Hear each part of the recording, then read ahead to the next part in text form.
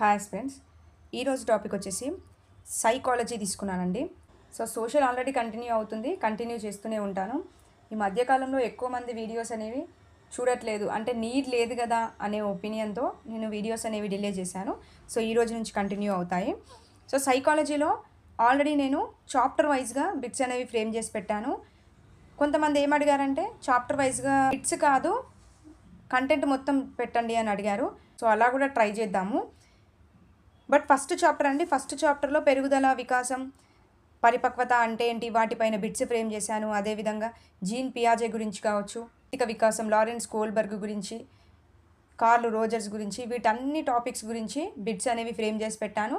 నా ఛానల్లో ఉన్నాయి అండ్ అన్నింటినీ కూడా ప్లేలిస్ట్లో యాడ్ చేస్తాను. ఎవరైనా చూడని వాళ్ళు ఉంటే చూడండి. కంప్లీట్ ఇన్ఫర్మేషన్ ఇచ్చేసాను అక్కడే. మళ్ళీ ఆ టాపిక్ చదవాల్సిన అవసరం లేకుండా బిట్ రూపంలో ఫ్రేమ్ చేశాను. అదేవిధంగా కంప్లీట్ ఇన్ఫర్మేషన్ కూడా ఇచ్చాను, ఒకసారి చూసుకోండి. దానికి కంటిన్యూషన్గా నెక్స్ట్ టాపిక్ వికాస కృత్యాలు అండి.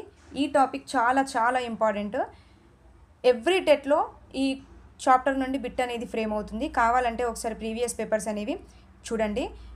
నేను లాస్ట్లో ఈ టాపిక్ నుండి వచ్చిన ప్రీవియస్ పేపర్స్లో వచ్చిన బిట్స్ కూడా డిస్ప్లే చేస్తాను, వాటిని కూడా ఒకసారి చూడండి. మన ఛానల్కి సంబంధించి టెలిగ్రామ్ లింక్ కూడా ఉంది, డిస్క్రిప్షన్లో ఇచ్చాను. ఎవరైనా ఇంకా జాయిన్ అవ్వని వారు ఉంటే జాయిన్ అవ్వండి.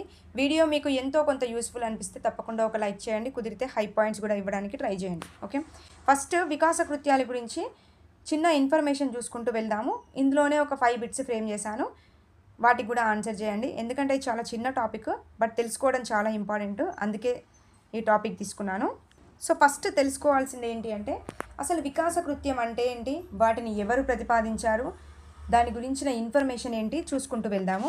చూడండి, వికాస కృత్యం అనే భావనలను మొట్టమొదటిసారిగా ప్రవేశపెట్టిన వారు ఎవరు అంటే మన ఇండియాకు చెందిన రాబర్ట్ జేమ్స్ హావిగ్ హారెస్ట్ అండి. ఓకే, ఇతను వికాస కృత్యం అనే భావనని మొట్టమొదటిసారిగా ప్రవేశపెట్టడం జరిగింది. ఇతను రచించిన గ్రంథం ఏంటి అంటే హ్యూమన్ డెవలప్మెంట్ ఎడ్యుకేషన్ అండి. హ్యూమన్ డెవలప్మెంట్ అండ్ ఎడ్యుకేషన్ అనే గ్రంథాన్ని ఈయన రాయడం జరిగింది. మరి వికాస కృత్యం అంటే ఏంటి అని చూసినట్లయితే చూడండి, ప్రతి వ్యక్తికి కొన్ని అవసరాలు అనేవి ఉంటాయండి. ఓకే, ప్రతి వ్యక్తికి కొన్ని అవసరాలు ఉంటాయి. అవసరాలను తీర్చుకోవడంలో ఒక్కో పర్సన్ ఒక్కో విధంగా ప్రవర్తిస్తాడండి, అంతే కదండి. ఇప్పుడు మనకు ఒక అవసరం ఉంది, అవసరం తీర్చుకోవడానికి మనం ఎంతో కొంత ఏదో ఒక ప్రయత్నం చేస్తాం. ఆ ప్రయత్నం చేసేటప్పుడు నీ ప్రవర్తన అనేది బయటపడుతుంది కదా. అలాంటి ప్రవర్తనని, అంటే అవసరాలను తీర్చుకున్నటలో ఆశించిన ప్రవర్తనలను ప్రస్తావించేదే వికాస కృత్యం అంటారండి. ఓకే, ఇది వికాస కృత్యానికి మన భాషలో చెప్పుకోవాలంటే డెఫినేషన్. చూడండి, ప్రతి నిర్దిష్టమైన వికాస దశలో ఒక వ్యక్తి నుండి ఎటువంటి ప్రవర్తనను సమాజం ఆశిస్తుందో అదే వికాస కృత్యం. అర్థమైందా? ప్రతి నిర్దిష్టమైన అంటే ప్రతి వ్యక్తికి ఏదో ఒక అవసరం అనేది ఏర్పడుతుంది. అలాంటి దశలో వ్యక్తి నుండి ఎటువంటి ప్రవర్తనను, అంటే వ్యక్తి ఏ విధంగా అయితే ప్రవర్తిస్తున్నాడో ఆ ప్రవర్తన అనేది బయటపడుతుంది కదా, ఆ ప్రవర్తనను సమాజం ఆశిస్తుందో అదే వికాస కృత్యం. ఓకే, అర్థమైందా? ఇది వికాస కృత్యం యొక్క డెఫినేషన్ చాలా ఇంపార్టెంట్. అంటే వ్యక్తి ప్రవర్తించే ప్రవర్తన తీరండి, ఆ తీరు బయటికి రావడమే వికాస కృత్యం.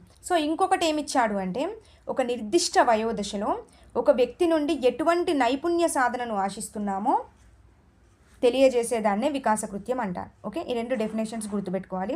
మరి ఈ వికాస కృత్యాలు అనేవి దేని తెలియజేస్తాయి, అసలు వికాస కృత్యాల వల్ల యూజ్ ఏంటి అని చూసినట్లయితే చూడండి, వికాస కృత్యం అనేది జీవిత పర్యంతంలో వ్యక్తిలో వచ్చిన మార్పులను అర్థం చేసుకోవడంలో, అంటే వ్యక్తికి ప్రతిసారి ఏదో ఒక అవసరం అయితే ఏర్పడుతూనే ఉంటుంది కదండి. అవసరాన్ని తీర్చుకోవడంలో ప్రయత్నిస్తూనే ఉంటాడు, అతని యొక్క ప్రవర్తన అనేది బయటపడుతూనే ఉంటుంది. అంటే అతని జీవిత పర్యంతంలో వ్యక్తిలో వచ్చిన మార్పులను, అతనిలో వచ్చిన మార్పులను అర్థం చేసుకోవడంలో ఈ వికాస కృత్యం యూజ్ అవుతుంది. అదేవిధంగా చూడండి, అవసరాలను తీర్చుకోవడానికి యూజ్ చేస్తారు కదా. అవసరాలను తీర్చుకోవడంలో, మళ్ళీ వ్యక్తిగత లక్ష్యాలను చేరుకోవడంలో, చూడండి ఒక లక్ష్యం పెట్టుకున్నాము అంటే లక్ష్యం అనేది ఒక అవసరమే కదండి. అవసరం ఉంటేనే మనం ఒక లక్ష్యం పెట్టుకుంటాం. లక్ష్యాలను చేరుకోవడంలో, సంతృప్తికరమైన సమగ్రవంతమైన జీవితాన్ని గడపడంలో ఈ వికాస కృత్యాలు అనేవి తోడ్పడతాయి. ఓకే, మరి ఈ వికాస కృత్యాలు అనేవి ఒక్కో దశలో డిఫరెంట్గా వికాస దశలు అనేవి ఉంటాయండి. ఇప్పుడు చూడండి, శారీరక వికాసం ఉంటుంది, మానసిక వికాసం, నైతిక వికాసం, ఉద్వేగ వికాసం. ప్రతి ఒక్క వికాస దశలో దానికి సంబంధించిన కొన్ని వికాస కృత్యాలు అనేవి కంపల్సరిగా ఎదుర్కోవాల్సి ఉంటుంది. అదేవిధంగా కొన్ని దశలు ఉంటాయి. ఇప్పుడు శైశవ దశ, పూర్వ బాల్య దశ, ఉత్తర బాల్య దశ. ప్రతి దశలో ఒకే విధంగా ఉంటాడా మానవుడు? ఉండడు కదండి. ఒక్కొక్క దశలో ఒక్కో విధంగా ఉంటాడు. అంటే ప్రతి దశలో వికాస కృత్యాలను ఎదుర్కోవాల్సి ఉంటుంది. అదేవిధంగా ఒక వికాస కృత్యాన్ని ఎదుర్కోవాలంటే దాని ముందున్న వికాస కృత్యాన్ని తప్పకుండా పూర్తి చేయాల్సి ఉంటుందండి. చూడండి, ఇప్పుడు శైశవ దశనే ఉంది. శైశవ దశ కదండి ఫస్ట్. తర్వాత ఏ దశ వస్తుంది? పూర్వ బాల్య దశ. చూడండి, శైశవ దశ పూర్తి కాకముందే నువ్వు పూర్వ బాల్య దశలోకి వెళ్తావా? వెళ్ళవు కదండి. కంపల్సరీగా శైశవ దశ పూర్తి చేసుకొని పూర్వ బాల్య దశలోకి వెళ్తాం. అంటే ఇప్పుడు పూర్వ బాల్య దశలోకి వెళ్ళాలి అంటే కంపల్సరీగా మనం పూర్తి చేయాల్సింది శైశవ దశ. కాబట్టి ఒక దశ పూర్తయిన తరువాతనే ఇంకో దశను పూర్తి చేయాల్సి ఉంటుంది. ఓకే, అదే ఇంకో దశను పూర్తి చేయడానికి వీలు పడలేదు అంటే అక్కడే ఆగిపోవాలి. కంపల్సరీగా ఆ దశను పూర్తి చేసిన తర్వాతే ఇంకో దశకు వెళ్ళాల్సి ఉంటుంది. ఓకే, మళ్ళీ ప్రతి దశని కూడా ఆ వ్యక్తి మాత్రమే పూర్తి చేయాల్సి ఉంటుందండి. ఓకే, అంటే తనకు తానే పూర్తి చేయాల్సి ఉంటుంది. దీంట్లో ఇప్పుడు శైశవ దశ ఉంది. శైశవ దశని నీవే పూర్తి చేసుకొని వచ్చావు, కానీ నీకు బదులుగా వేరే వాళ్ళు పూర్తి చేశారా? లేదు కదండి. అంటే ఒక కృత్యాన్ని కంపల్సరీగా ఎదుర్కోవాలి అంటే అది పూర్తి చేయాల్సింది ఆ వ్యక్తి మాత్రమే పూర్తి చేయాల్సి ఉంటుంది.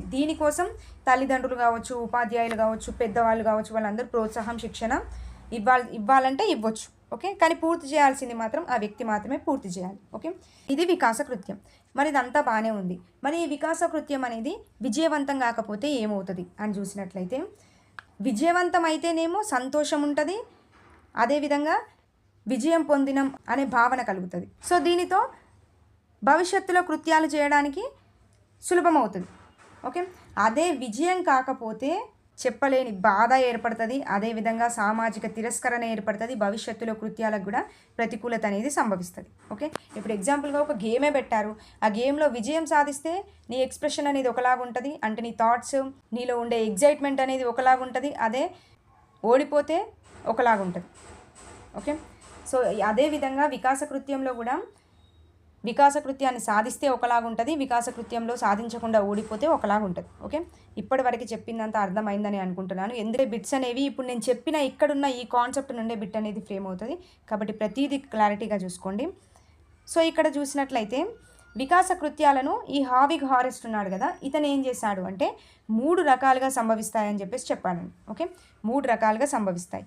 మరి ఇందులో స్థాయిలు ఉంటాయి. ఆ స్థాయిలు ఎన్ని అంటే 6 స్థాయిలు ఉంటాయి. వాటి గురించి తర్వాత మాట్లాడదాం. ఓకే, వికాస కృత్యాలు అయితే 3 రకాలుగా సంభవిస్తాయి. ఒకటి భౌతిక పరిపక్వత ద్వారా సంభవించే వికాస కృత్యాలు. చూడండి, పరిపక్వత అంటే ఏంటండి? తెలుసు కదా మనకు. పరిపక్వత అంటే పుట్టుకతో మాత్రమే వస్తాయి. దీనికి శిక్షణ అనేది అవసరం లేకుండా పుట్టుకతో మాత్రం వచ్చేవన్నీ కూడా పరిపక్వతనే అవుతాయి కదా. సో ఈ పరిపక్వత ద్వారా సంభవించే వికాస కృత్యాలన్నీ కూడా భౌతిక పరమైనవి అని చెప్పేసి ఒక రకం చెప్పాడు. సో అంటే పుట్టుకతో పాటు వచ్చేయండి ఏంటి అండి అంటే పుట్టుకతో పాటు వచ్చేవంటే ఏంటి? మాట్లాడడం కావచ్చు, నడక నేర్చుకోవడం కావచ్చు, బోర్లా పడడం కావచ్చు, ఇవన్నీ పుట్టుకతోనే వస్తాయి కదా. సో ఇది అన్నట్టు. అంటే పరిపక్వత కూడా వికాస కృత్యానికి ఒక రీజన్ అని చెప్పొచ్చు. నెక్స్ట్, వ్యక్తిగత వనరుల ద్వారా సంభవించే కృత్యాలు. వ్యక్తిగత వనరులు అంటే ఏంటంటే అతను చేయగలిగేవి, అంటే చదవడం, రాయడం, నైపుణ్యాలను నేర్చుకోవడం, ఇవన్నీ కూడా వ్యక్తిగత వనరులు అన్నట్టు. సో ఇదొక రకం చెప్తాడు. నెక్స్ట్, సమాజం యొక్క ఒత్తిడి ద్వారా సంభవించే వికాస కృత్యాలు అంటే సమాజానికి సంబంధించినవి. అంటే దీంట్లో కుటుంబం పార్టిసిపేట్ చేస్తుంది, సమూహంలో చేరటం, ఇలాంటివన్నీ కూడా సమాజం యొక్క ఒత్తిడి ద్వారా సంభవించే వికాస కృత్యాల కిందకి వెళ్ళిపోతాయి. ఓకే, ఈ 3 రకాలు అంటే ఈ 3 రకాలుగా ఉంటాయని చెప్పేసి చెప్తాడు. దీని నుండి బిట్టే విధంగా ఏమవుతుందంటే పరిపక్వత అనేది వికాస కృత్యాలకు దారితీస్తుందా, దారితీయదా అని అడుగుతాడు. చూడండి, పరిపక్వత ద్వారా సంభవించేవన్నీ కూడా వికాస కృత్యాలే కదా. అదే వ్యక్తిగత వనరులు అంటే చలన కృత్యాలకు సంబంధించినవి, అంటే చదవడం, రాయడం, నైపుణ్యాలను నేర్చుకోవడం.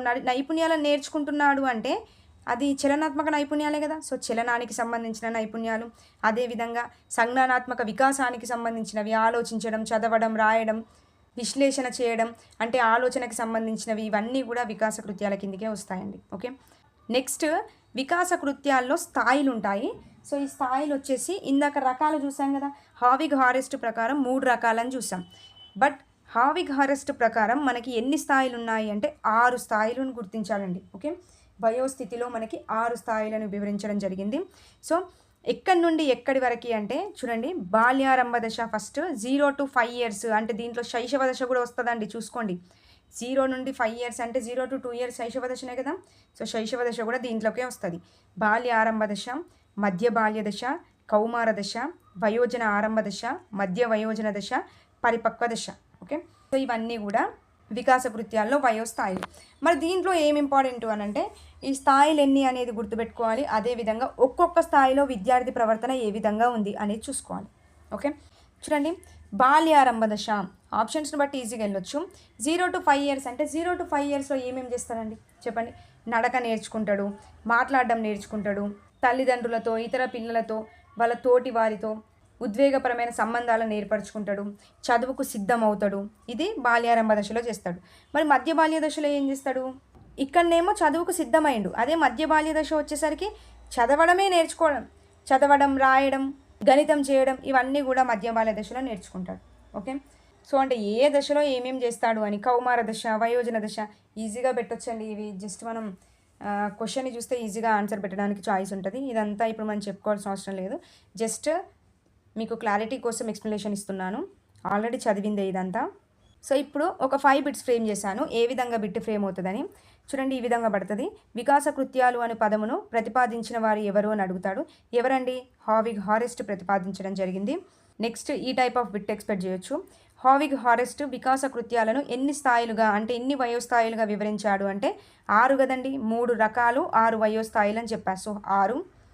నెక్స్ట్ వికాస కృత్యాల ఉద్దేశాలను గుర్తించండి. ఓకే, ఇప్పుడు నేను చెప్పిన టాపిక్ అంతా మీకు అర్థమైతే ఈ బిట్టుకు ఆన్సర్ చేస్తాను.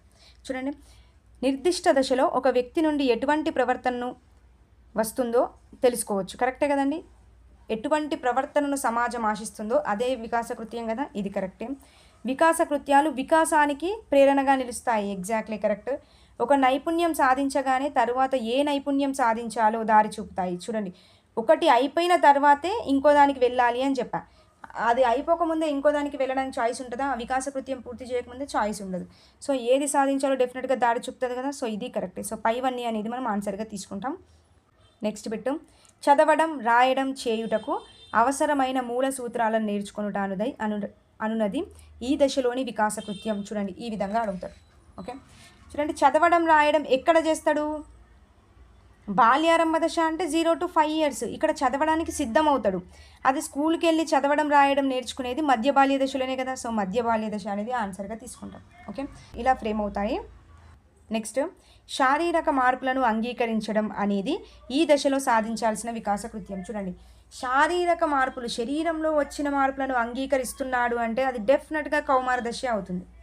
ఓకే, అంటే ఈ టైప్ ఆఫ్ బిట్స్ అనేది ఫ్రేమ్ అవ్వచ్చు. అదే ప్రీవియస్లో ఏం బిట్స్ వచ్చాయో నేను ఇప్పుడు చూపిస్తాను. జూమ్ చేసుకుందాం కొద్దిగా. చూడండి, వికాస కృత్యాలు ఈ విధమైనవి. ఓకే, సో వికాస కృత్యం అనేది ఏ రకమైనది అని అడుగుతున్నాడు. చూడండి, శారీరకమైనది, సంజ్ఞానాత్మకమైనది, సామాజికమైనది. నేను ఆల్రెడీ చెప్పాను కదండి, భౌతిక పరిపక్వత అనేది కనబడుతుంది అంటే రకాలలో చెప్పాను కదా. భౌతిక పరిపక్వత వ్యక్తిగత వనరుల ద్వారా సంభవిస్తుంది. సమాజం యొక్క ఒత్తిడి అని చెప్పాను. సమాజం యొక్క ఒత్తిడి అంటే సామాజిక. నడక నేర్చుకుంటున్నాడు, మాట్లాడుతున్నాడు, చదువుతున్నాడు, రాస్తున్నాడు అంటే శారీరక. సంజ్ఞానాత్మకత కూడా ఉంటుందని చెప్పా. సో సంజ్ఞానాత్మకత వీటన్నింటికి సంబంధించింది. సో శారీరక, సంజ్ఞానాత్మకత, సామాజిక మూడిటికి సంబంధించింది కాబట్టి మనం ఏం తీసుకుంటాం? ABC అనేది కరెక్ట్గా తీసుకుంటాం. ఓకే, ఇలా ఒకటి ఫ్రేమ్ అవుతుంది. నెక్స్ట్ ఇది ఒక బిట్ ఫ్రేమ్ అయింది. హావిగ్ హారెస్ట్ వికాస కృత్యాలను ఈ దశ నుండి ప్రారంభమయ్యేవిగా గుర్తించారు. చెప్పండి, ఏ దశ నుండి ప్రారంభమవుతాయని చెప్పా? మనకి స్టార్ట్ అయ్యేదే బాల్యారంభ దశ. ఓకే, బాల్యారంభ దశ ఎక్కడి నుండి ప్రారంభమవుతుంది? 0 to 5 ఇయర్స్ కదా. 0 to 5 ఇయర్స్ అంటే 0 ఉంది అంటే కంపల్సరీగా శైశవ దశనే కదా. బాల్యం కాదు, వయోజనం కాదు, కౌమారం కాదు. స్టార్ట్ అయ్యేది ఎక్కడి నుండి? శైశవం. శైశవ దశ నుండి ప్రారంభమవుతుంది. సో 0 to 5 ఇయర్స్ మనకి బాల్యారంభ దశ ప్రారంభమవుతుంది. సో 0 to 5 ఇయర్స్ అంటే శైశవం ఉంటుంది. ఓకే, సో శైశవం అనేది ఆన్సర్గా తీసుకుంటాం. చూడండి ఎలా ఫ్రేమ్ చేస్తున్నాడో బిట్స్. కాన్సెప్ట్ నేర్చుకోవడం ఇంపార్టెంట్ కాదు, దాంట్లో నుండి బిట్ ఏ విధంగా ఫ్రేమ్ అవుతుందని తెలుసుకోవడం ఎక్కువగా ఇంపార్టెంట్. వికాస కృత్యాలు అనే పదంని మొట్టమొదటిసారిగా ఎవరు ప్రవేశపెట్టారండి? చెప్పండి. ఇండియాకు చెందిన రాబర్ట్ హావిగ్ హారెస్ట్ అని చెప్పాను. ఓకే, సో ఇది ఆన్సర్గా తీసుకుంటాం. నెక్స్ట్ లాస్ట్ బిట్ చూడండి. 2024లో జరిగిన టెట్ బిట్స్ నుండి పేపర్ 1 పేపర్ 2 నుంచి గ్యాదర్ చేసిన బిట్స్. వికాస కృత్యాలకు సంబంధించి సరికాని స్టేట్మెంట్. ఈ బిట్టు చేస్తున్నారు అంటే ఇప్పుడు నేను చెప్పిన కాన్సెప్ట్ అంతా మీకు బ్రెయిన్లో ఉంటే ఈ బిట్కి కరెక్ట్గా ఆన్సర్ చేస్తారు. చూడండి, సరికాని స్టేట్మెంట్ అంట వికాస కృత్యాలకు సంబంధించి. సమాజం తన సభ్యులు కొన్ని వికాస కృత్యాలను నిర్వహించాలని ఆశించే కీలకమైన వయస్సులు ఉంటాయి. చూడండి, మనకి వయోస్థితిలో 6 వయోస్థాయిలు ఉంటాయి అని చెప్పాడు. ఓకే, సో కీలకమైన వయస్సులు ఉంటాయి అని అన్నాడు. సో అందులో ఏజెస్ లేవా అంటే 0 to 5 years, 6 to 12 years, 13 to 18 years అని ఉన్నాయి కదా. సో కీలకమైన వయస్సులు అయితే ఉంటాయి కదా, డెఫినెట్గా ఉంటాయి. సో ఇది కరెక్టే. నెక్స్ట్, వికాస కృత్యాలు సంజ్ఞానాత్మకత, భావావేశ, చలనాత్మక సంబంధమైనవి కావచ్చు. కరెక్టే కదండి, చెప్పాను కదా. సంజ్ఞానాత్మకత ఆలోచనకి సంబంధించినవి ఉంటాయి, భావావేశ రంగానికి సంబంధించినవి, చలనాత్మక రంగానికి సంబంధించినవి కూడా ఉంటాయి కదా. సో ఇది కరెక్టే. నెక్స్ట్, వికాస కృత్యాలు ఒక వ్యక్తి యొక్క సర్దుబాటును ప్రభావితం చేస్తాయి. చూడండి, అవసరం తీర్చుకోవడానికి అతని యొక్క ప్రవర్తన అనేది బయటకు వస్తుంది. అవసరం తీర్చుకోవడంలో ఎంతో కొంత సర్దుబాటు కంపల్సరీగా చేసుకుంటాడు. సో అడ్జస్ట్మెంట్ అనేది అవుతాడు. సో ఇది అడ్జస్ట్మెంట్ని డెఫినెట్గా ప్రభావితం చేస్తుంది. నెక్స్ట్, వికాస కృత్యం గర్భం నుండి సమాధి వరకు ఒక వ్యక్తి యొక్క వికాస దశలతో ముడిపడి ఉంటాయి. చూడండి, గర్భం నుండి అంట 0 to 5 years అంటే శైశవ దశ నుండే తప్ప గర్భస్థ దశ నుండి అయితే ఇది ప్రారంభం కాదు కదా. అంటే గర్భం నుండి బయటికి వచ్చిన తర్వాత ప్రారంభం అవుతుంది తప్ప గర్భస్థ దశ నుండి అయితే ప్రారంభం కాదు. ఓకే, సో ఇది మనం రాంగ్గా కన్సిడర్ చేస్తాం. ఓకే, సో ఈ విధంగా బిట్స్ అనేవి ఫ్రేమ్ అవుతున్నాయి. సో కంపల్సరీగా ప్రతి బిట్టు ఇంపార్టెంటే, ప్రతి చాప్టర్ ఇంపార్టెంటే, క్లారిటీగా చూసుకోండి. సో నెక్స్ట్ వీడియోలో నెక్స్ట్ చాప్టర్స్ని తీసుకుంటూ కంటిన్యూ చేసుకుంటూ వెళ్దాము. నెక్స్ట్ వీడియోలో మళ్ళీ కలుద్దాం. థ్యాంక్ యూ అండి. Thank you for watching.